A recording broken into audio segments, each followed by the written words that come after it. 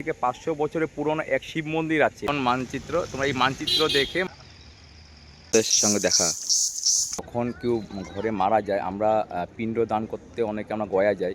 Rail line আছে, rail লাইনের ওই পারটা হচ্ছে মন্দিরটি, সিদ্ধেশ্বর শিব মন্দির বা কপিলামণি আশ্রম বলে।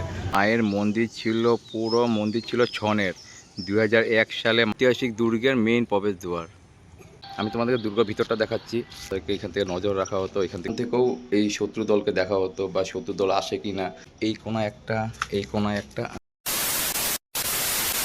এই হ্যালো বন্ধুরা, কেমন আছে সবাই? আশা করি সবাই ভালো আছে, সুস্থ আছে। বন্ধুরা, আরও একটি নতুন ভিডিওতে তোমাদের সবাইকে স্বাগতম জানাই। বন্ধুরা, আমি এখন যেই জায়গাটায় আছি সেটাকে বলে বদরপুর শহর। বন্ধুরা, আসাম রাজ্যেরই একটি শহর বদরপুর শহর, যেটাকে বলা হয় বরাক ভ্যালি বা বরাক উপত্যকা। বন্ধুরা, আসাম রাজ্যের গুয়াহাটি শহর থেকে এই বদরপুরের ডিস্টেন্স হচ্ছে 290 কিলোমিটার। এখানে তোমরা ট্রেনে যদি আসো লাগবে 8 ঘন্টা, আর যদি বাই রোডে আসো তাহলে লাগবে 11 থেকে 12 ঘন্টা। বন্ধুরা, এবার আমি বলি এই বদরপুর শহরে আমি কেন এসেছি। বন্ধুরা, এই বদরপুর শহরে 400 থেকে 500 বছরের পুরনো এক শিব মন্দির আছে, যেই শিব মন্দিরটাকে বলা হয় সিদ্ধেশ্বর শিব মন্দির বা কপিলামণি আশ্রম। বন্ধুরা, এই মন্দিরটিতে যাবার জন্য তোমরা বদরপুর স্টেশনের বাইরের থেকে গাড়ি পেয়ে যাবে, ই রিক্সা, অটো, নানান ধরনের গাড়ি পেয়ে যাবে। ভাড়া নিবে জনপ্রতি 20 টাকা করে। বন্ধুরা, এটা হচ্ছে বদরপুর রেলওয়ে স্টেশন। এই স্টেশন থেকে সিদ্ধেশ্বর শিব মন্দির যেতে তোমরা এখানে এই ধরনের প্রাইভেট গাড়ি পেয়ে যাবে। দেখতে পাচ্ছি হোয়াইটের মধ্যে, এগুলি ভাড়া নেবে 200 থেকে 300 টাকা। আর তাছাড়া তোমরা এখানে পেয়ে যাবে এই ধরনের অটো, সেগুলি ভাড়া হয়তো 50-60 এই ধরনের নেবে। আর তাছাড়া স্টেশনের একটু আগে এই সাইডটায় গেলে পেয়ে যাবে তোমরা ই রিক্সার ভাড়া নেবে 20 থেকে 30 টাকা। বন্ধুরা, এই যে বদরপুর স্টেশন থেকে বেরিয়ে আসলেই তোমরা এখানটায় দেখতে পাবে এই যে একটা মানচিত্র দেখতে পাচ্ছ, বদরপুর রেলওয়ে স্টেশন। এই যে পর্যটন মানচিত্র, তোমরা এই মানচিত্র দেখে মানচিত্রটা তোমরা ফটো তুলে নিবে। ফটো তুলে তোমরা এই ধরনের ঘুরতে পারবে। লাগলে তোমরা এই স্ক্রিনশট নিয়ে নিতে পারো।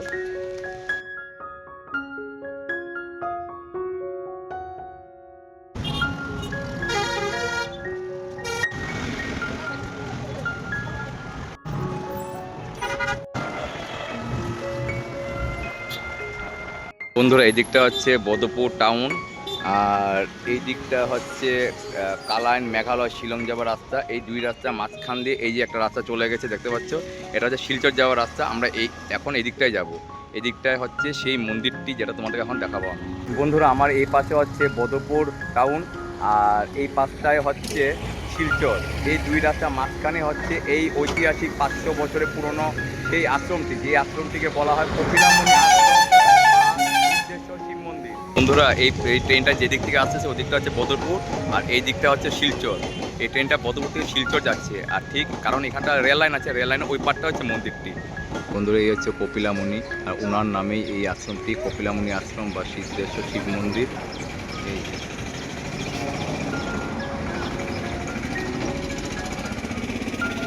এই পাশটা হচ্ছে বদরপুর, এই যে রেল লাইন, আর এই পাশটা হচ্ছে শিলচর। আর এই যে হচ্ছে মন্দিরটি সিদ্ধেশ্বর শিব মন্দির, সিদ্ধেশ্বর শিব মন্দির বা কপিলামণি আশ্রম বলে। আর এই সামনে আছে আমাদের মহাদেব আর বজরংবলী। বন্ধুরা, এখানে আসার পর তোমার সবের প্রথম দর্শন করবে এই যে হনুমান ঠাকুর, বজরংবলী, তারপর হচ্ছে আমাদের মহাদেব, আর এই হচ্ছে নন্দী ভগবান।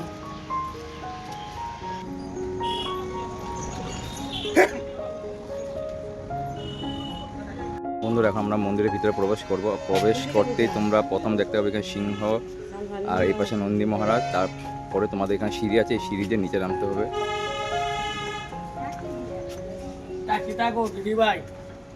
এই সিঁড়ি। বন্ধুরা, এই মন্দিরে গেট দিয়ে প্রবেশ করার পর তারপর হচ্ছে এই ধরনের সিঁড়ি, আর এই সিঁড়ি দিয়ে নিচে নামার পর তারপর হচ্ছে যে মন্দির।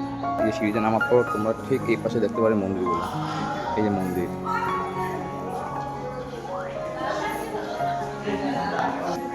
এই যে মন্দির সবাই প্রথম তোমরা দর্শন করবে মা দুর্গা, এই যে মা দুর্গা, এই পাশে হচ্ছে মহাদেব, আর ঠিক এই পাশটা হচ্ছে কপিলামণি। এই যে রাধাকৃষ্ণ এই পাশটা, এই যে এই পাশটা হচ্ছে রাধাকৃষ্ণ, মহাদেব। আর যেহেতু আজকে বন্ধুরা সোমবার, তাই এখানে প্রচুর ভিড়, সবাই বাবার মাথায় জল ঢালছে। এই যে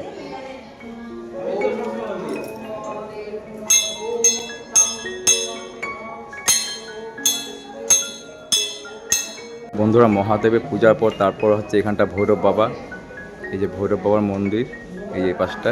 ঠিক এই পাশটা হচ্ছে এই মহাদেবের, এই যে মা দুর্গা, রাধাকৃষ্ণ আর মহাদেব, তার ঠিক এই পাশটা হচ্ছে ভৈরব বাবার মন্দির। এখানে লেখাই আছে ভৈরব, কারণ ভৈরব বাবা আছে শিবের আরেক রূপ। এখানে হচ্ছে এই পিণ্ডটি। বন্ধুরা এই সামনে যে সিঁড়ি দেখতে পাচ্ছি, এই সিঁড়িতে নিচে আসার পর তারপর হচ্ছে মন্দিরের ভিতরে পরিবেশটা ঠিক এরকমটা। আর যেহেতু আজকে সোমবার, তাই এখানে ভোলেনাথের ভক্তের ভিড়।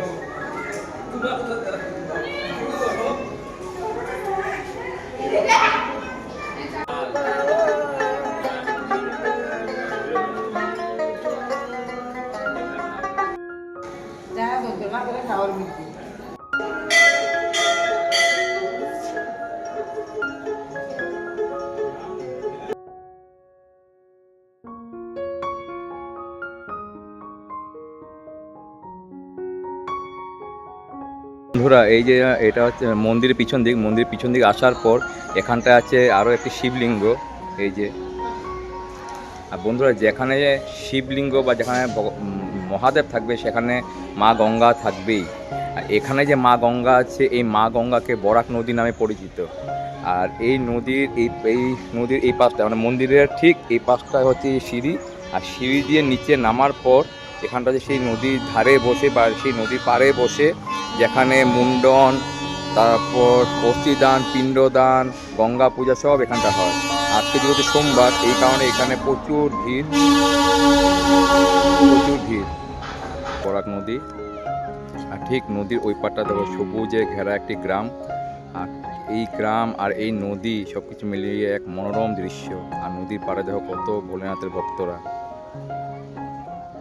এই পাশে মুন্ডন হচ্ছে, ওই পাশে পিণ্ডদান হচ্ছে, তর্পণ হচ্ছে। এই পাশটা হচ্ছে গঙ্গা পূজা। কি সুন্দর একটি দৃশ্য। বন্ধুরা তোমাদের কিছু কথা বলি, না বললে হয় না। আমাদের হিন্দু ধর্মের মধ্যে, আমাদের সনাতন ধর্মের মধ্যে যখন কেউ ঘরে মারা যায়, আমরা পিণ্ডদান করতে অনেকে আমরা গয়া যাই। কিন্তু আমাদের এই বরাক নদীতেও পিণ্ডদান হয়।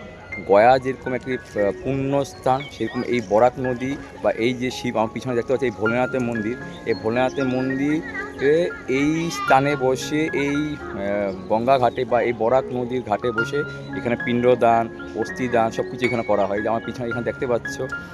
কিন্তু এগুলি দান করা হয়, এগুলি সব কিছু একটা টাইমিং হয়। যেমন বারুণী যখন হয়, বারুণীর সময়, বা অষ্টমী যখন স্নান হয়, অষ্টমী স্নানের সময়। তাছাড়া পুণ্য যেগুলো দিন, যেমন মহালয়ার দিন, সেই দিনগুলোতে এখানে অস্থিদান, পিণ্ডদান এইসব সব এখানে হয়ে থাকে। কারণ গয়াতে যেরকম দান করলে যেরকম পুণ্য, সেরকমই পুণ্য এখানটায়। বন্ধুরা আমি এখন আছি বদরপুরের এক জনপ্রিয় তীর্থস্থানে। আজ আমার পিছনে দেখতেই পাচ্ছ লাল রঙে দেখা যাচ্ছে, এই হচ্ছে জঙ্গলের কালী। আর এই মন্দির এখানে জংলা কালীবাড়ি নামে খুব পরিচিত। বন্ধুরা এটি হচ্ছে এই মন্দিরের বাইরের পরিবেশ। এই মন্দিরটা হচ্ছে পাহাড়ের উপরে, আর এই পাশটা দেখো পুরো জঙ্গল।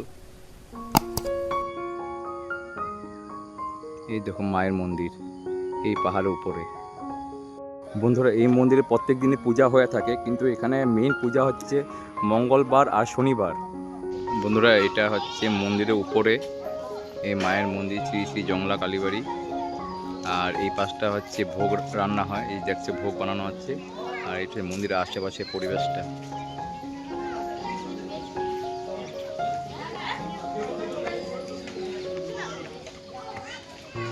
দেখো এখানটা লেখা আছে শ্রী শ্রী জংলা কালীবাড়ি। কি সুন্দর মায়ের মন্দির। বন্ধুরা এই মায়ের মন্দির ছিল, পুরো মন্দির ছিল ছনের। 2001 সালে মায়ের আদেশে এই মন্দির পুরো পাকার বানানো হয়।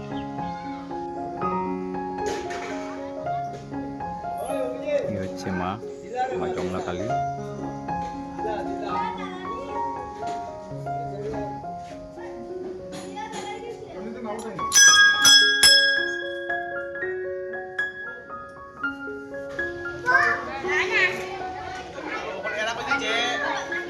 বন্ধুরা এই যে মায়ের মন্দির, মায়ের মন্দিরে এই রাস্তাটা দিয়ে আসার পর ঠিক এখানটায় আছে মহাদেবের মন্দির। আর এই পাশটায় হচ্ছে দূরে দেখতে পাচ্ছ, এখানটা হচ্ছে শীতলা মায়ের মন্দির। ঠিক এই যে দূরে দেখতে পাচ্ছ, ওই যে এখানে শীতলা মায়ের মন্দির। বন্ধুরা এই যে এখানে হচ্ছে মহাদেব, এই মহাদেব শিবলিঙ্গ। আর ঠিক এই পাশটা আছে হনুমানের মূর্তি। বন্ধুরা মন্দিরের পিছন দিকের এই দৃশ্যটা জাস্ট দেখো, অসাধারণ দৃশ্য দেখো, সবুজে ঘেরা পাহাড়, কি সুন্দর দৃশ্য দেখো।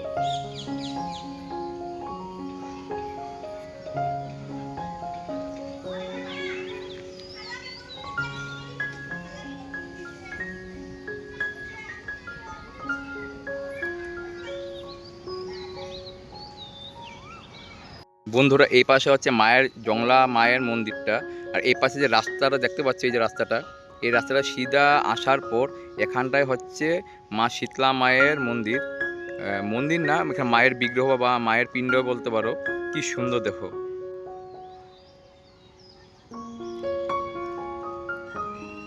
আর এই উপরে আছে দেখো বাদর, এই দেখো।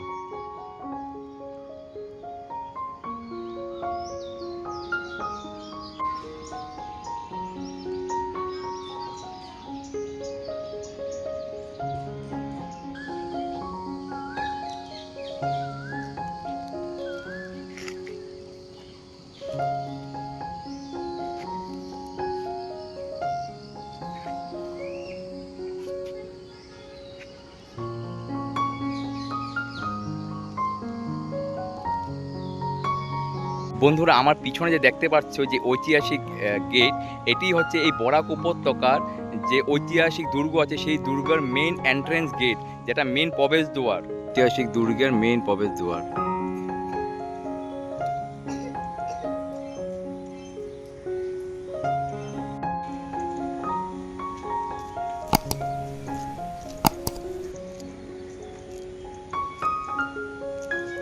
বন্ধুরা আমি এখন আছি আমাদের বদরপুরে সেই ঐতিহাসিক দুর্গের সামনে। আমার পিছনে দেখতে পাচ্ছি এটা হচ্ছে সেই ঐতিহাসিক দুর্গের গেট, আর এই গেটের ভিতরে হচ্ছে সেই দুর্গটি। এদিকটা হচ্ছে বদরপুর টাউন, আর এই দিকটা হচ্ছে শিলচর যাওয়ার রাস্তা। এই দুই রাস্তার মাঝখানে হচ্ছে আমাদের বদরপুরের সেই ঐতিহাসিক দুর্গ। এই যে এটা হচ্ছে সেই ঐতিহাসিক দুর্গ। বন্ধুরা এটা হচ্ছে দুর্গের ভিতরটা, এখানে দুর্গের কোনো অংশই আর নেই, জাস্ট এইটুক এই অংশটা রয়ে গেছে এই বদরপুর ফোর্টের ঐতিহাসিক দুর্গটা। কারণ এই পাশটা দেখতে পাচ্ছ, এই যে এটা হচ্ছে বরাক রিভার, বরাক নদী, ঠিক আছে। এই বরাক নদীতে এই দুর্গের আধা অংশ ওই নদীতে চলে গেছে, জাস্ট খালি এতটুকুই আর আছে। আমি তোমাদেরকে দুর্গের ভিতরটা দেখাচ্ছি।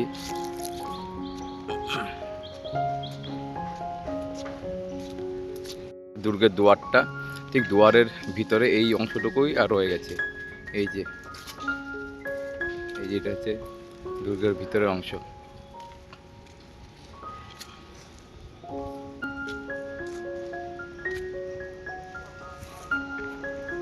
এই যে সেটটা হচ্ছে মেইন রোড, এই দেখতে পাচ্ছ গাড়ি ঘোড়া যাচ্ছে, এই সেটটা হচ্ছে মেইন রোড। হোলগুলো দেখতে পাচ্ছ, এই হোলগুলো দিয়ে আগে এই সাইডে তোমার যখন যারা কোনো শত্রু দল আসতো তাদেরকে এখান থেকে নজর রাখা হতো, এখান থেকে গুলি ছোড়া হতো বা কামান ছোড়া হতো। আর এই দুর্গের এই চার কোনায় এরকম হোল আছে, রুমের মতন বানানো আছে, হয়তো এখান থেকেও এই যে এরকম রুম বানানো আছে। এই যে এখান থেকেও এই শত্রু দলকে দেখা হতো বা শত্রু দল আসে কি না সেটা দেখা হতো এই হোলগুলা দিয়ে। কি ছোট হোল, জাস্ট 2 হাতের হোল। এইখান থেকে কামান গুলি ছোড়া হতো। এরকম হোল এই কোনায় একটা, ঠিক এই কোনায় একটা, এই কোনায় একটা, আর এই পাশে একটা আছে। এটা হচ্ছে দুর্গার পিছন সাইড, যে ব্যাক সাইড। আর এই ব্যাক সাইডে এই পাশে দেখতে পাচ্ছেন নদী, এটা হচ্ছে বরাক রিভার। এই যে এটা হচ্ছে বরাক রিভার। বরাক রিভারের এই পাশটা এটা হচ্ছে বাই রোড মেঘালয় যাওয়ার। বন্ধুরা আমার পিছনে দেখতে পাচ্ছ এইটি হচ্ছে বদরপুরের সেই জনপ্রিয় তীর্থস্থান রামকৃষ্ণ মিশন। রামকৃষ্ণ মিশনের প্রথম দুয়ার এটি। চলো ভিতরে যাই, গিয়ে তোমাদেরকে সম্পূর্ণ রামকৃষ্ণ মিশনটা দেখাই।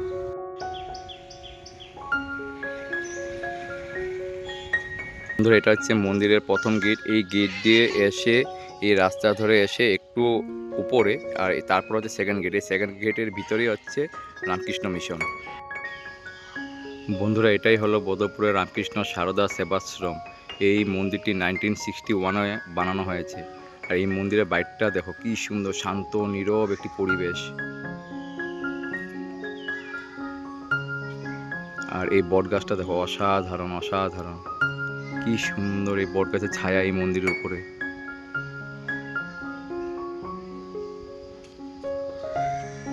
আর এই পাশটা হচ্ছে মন্দিরের সেকেন্ড গেট। বন্ধুরা আমি এখন আছি বদরপুরে আরও একটি ঐতিহাসিক শিব মন্দিরে। এই আমার পিছনে দেখতে পাচ্ছ টিলা, এই টিলার উপরে দেখতে পাচ্ছ এই হোয়াইট রঙের, এটি হচ্ছে সেই শিবের মন্দির। চলো আমাদের এই মন্দিরটি দেখাই। বন্ধুরা সামনে যে রাস্তা দেখতে পাচ্ছ এটি হচ্ছে জুম্বস্তি যাবার রাস্তা। আর এই রাস্তার উল্টা দিকে আছে এই যে রেলওয়ে কালীবাড়ি। আর এই কালী মন্দিরের ঠিক অপোজিট সাইডেই হচ্ছে এই ঐতিহাসিক মন্দির, শিবের মন্দিরটি। বন্ধুরা এটাই হচ্ছে ঐতিহাসিক শিব মন্দিরটি।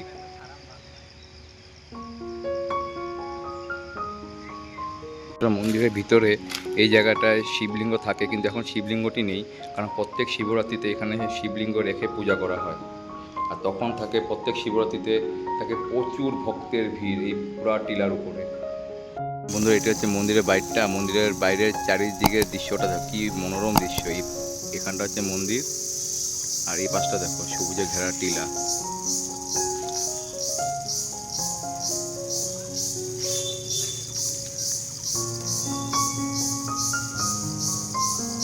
মন্দিরে এসে ভোলানাথের সঙ্গে দেখা, এই দেখো। বন্ধুরা আমার যে পিছনে দেখতে পাচ্ছি যে হোয়াইট রঙের মন্দিরটি, এই মন্দিরটি হচ্ছে বদরপুরের আরও একটি জনপ্রিয় তীর্থস্থান অনুকূল ঠাকুরের মন্দির। এই মন্দিরটি বদরপুরের জুম্বস্তিতে অবস্থিত। এই হচ্ছে মন্দিরটি দেখো পুরো হোয়াইটের মধ্যে কি সুন্দর। বন্ধুরা এটি হচ্ছে বদরপুরের বুদ্ধ বিহার সমিতি। আর এটা হচ্ছে প্রথম গেট। এই গেটের ভিতর আছে, এখন তো গেটটি বন্ধ, এই যে ভিতর আছে বুদ্ধের মূর্তি এই উপরে। বন্ধুরা আমার পিছনে যে দেখতে পাচ্ছি এই গেটটি, এই গেটটিতে সেই ঐতিহাসিক রেল কালী মন্দিরের প্রথম গেট।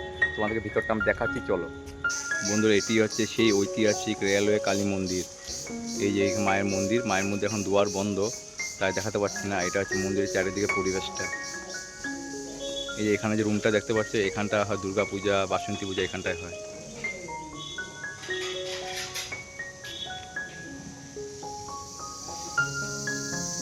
এখানটা ধূপকাঠি মোমবাতি জ্বালানো হয়। আর এই যে পাশে যে পুকুরটি দেখতে পাচ্ছ, এই পুকুরটি হচ্ছে এই মন্দিরের পুকুর।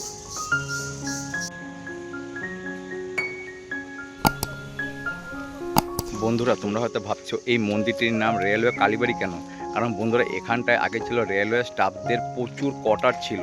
আর সেই কোয়ার্টারে ওই স্টাফদের ফ্যামিলি পরিবার ছিল, তখন থেকে এই মন্দিরের নাম রেলওয়ে কালীবাড়ি হয়েছে। বন্ধুরা বদরপুর জার্নি আমার এখান পর্যন্তই। আমি এখন আছি বদরপুর রেলওয়ে স্টেশনে। আমি এখন শিলচর কোয়েম্বাটোর এক্সপ্রেসে M1 রিজার্ভেশন, এই ট্রেনে করে আমি এখন যাবো নিউ জলপাইগুড়ি। আমার এই বদরপুর যে ট্রিপ ছিল এই বা বদরপুর যে জার্নি ছিল এটা এখান পর্যন্তই।